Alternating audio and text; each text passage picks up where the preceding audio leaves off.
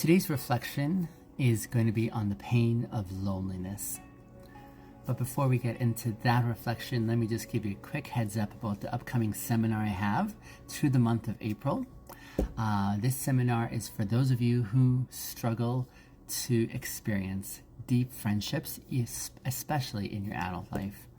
The title of these seminars that I'm going to be facilitating is We Were Never Taught This, Adult Friendship 101.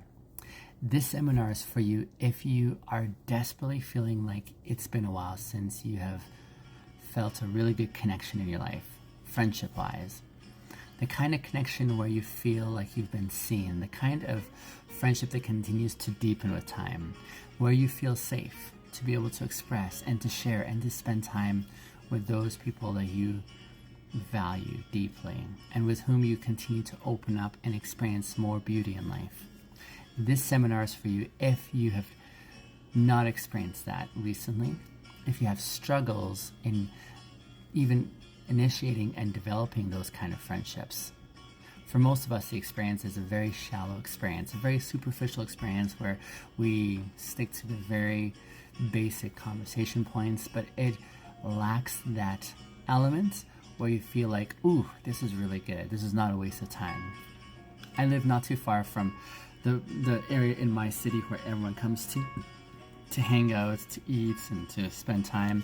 And oftentimes as I walk in the midst of that space, it sounds jovial and happy. But oftentimes I wonder how many of these individuals are going back home and still feeling alone. Is that you? Well, you need to be part of this seminar. It's only for the month of April. After April, I'm moving on to a new topic to help serve you all. So this is your time to be part of this seminar. We Were Never Taught This, Adult Friendships 101. I would love to be your guide, your facilitator to help encourage and inspire you to be able to experience deep and meaningful friendships. So you can find this event on Eventbrite. Today is the last day for a special 20% off. So if that is something that would help you, reserve your spot now. All right, let's get to today's reflection on the pain of loneliness, very much in tandem with that theme that I'll be covering this month in April. The pain of loneliness. And the main question we're asking today is, how do you protect yourself from that pain of loneliness? And how might that protection be keeping you from the connections you crave? Now, this is a very courageous reflection.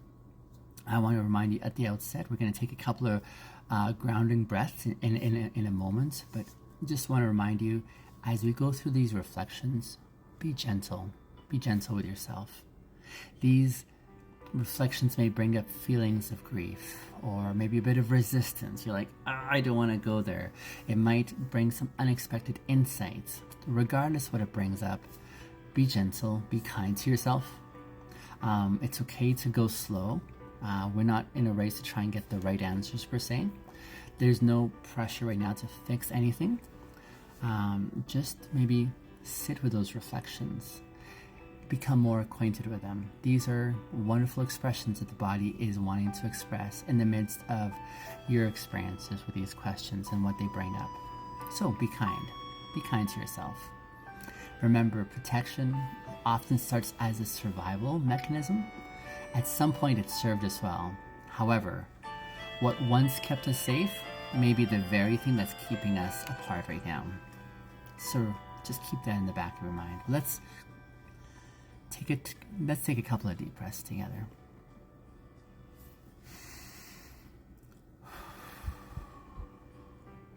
One more.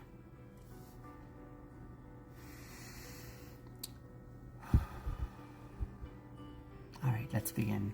Let's start off with some warming up questions, if you will. When is it, my dear listener, that you most feel lonely? When do you most feel lonely?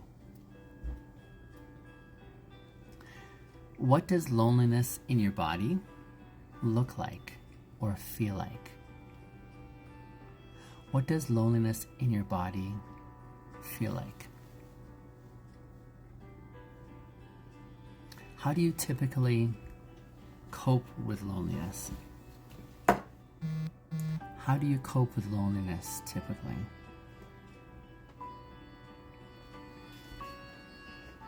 And the main question that we're diving into is, how do you protect yourself from the pain of loneliness? And how might this protection be keeping you from the connections that you desire? To help you understand this question, or to explore this question a bit more, consider the following questions. What behaviors do you use to avoid loneliness? What behaviors do you typically employ or deploy to avoid the pain of loneliness? Do you numb out, perhaps? Do you maybe keep busy and you want to do things, or are you more inclined to withdraw? For some of us, like myself, I use humor sometimes, self-deprecating humor, to avoid that pain of loneliness. But what behaviors do you use to avoid the pain of loneliness?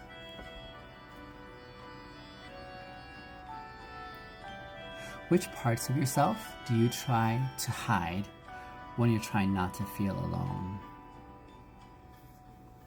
Which parts of yourself do you hide when you're trying not to feel alone? And when did you first learn to cope this way? When did you first learn to cope this way?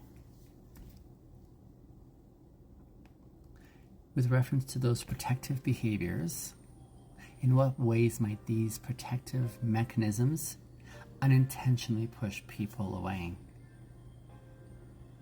In what ways do these protective behaviors that you've adopted push others away? Are there moments that you remember where you longed to connect but you held yourself back? When were those moments that you longed to connect but you held yourself back? And what would it feel like to let someone in just a little? What would that feel like, to consider letting someone in just a tiny bit than you usually do?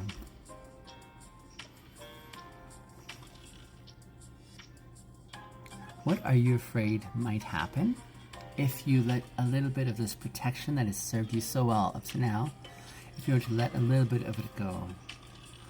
What are you afraid would happen if you let just a little bit of that protection that you've employed go?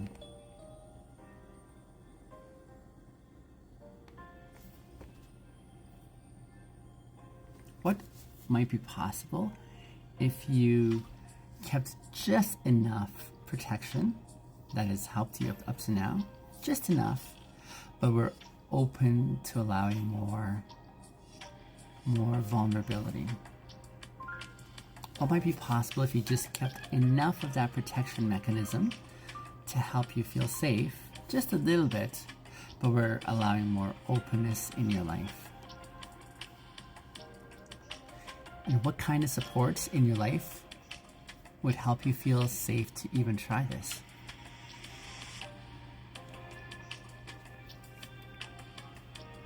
How you guys doing? Was that a challenging reflection? Take one more deep breath with me, if you would.